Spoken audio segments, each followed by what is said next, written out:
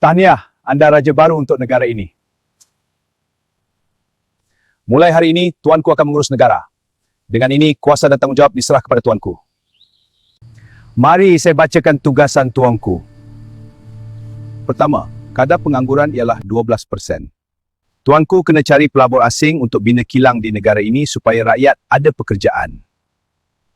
Kedua, negara jiran sebelah ajak kita berperang. Jadi tuanku kena bincang baik-baik. Ketiga, negara kita berhutang dengan Bank Dunia sebanyak 8 triliun dolar Amerika. Tak maulah jadi raja. Nampaknya saya kena cari mangsa baru.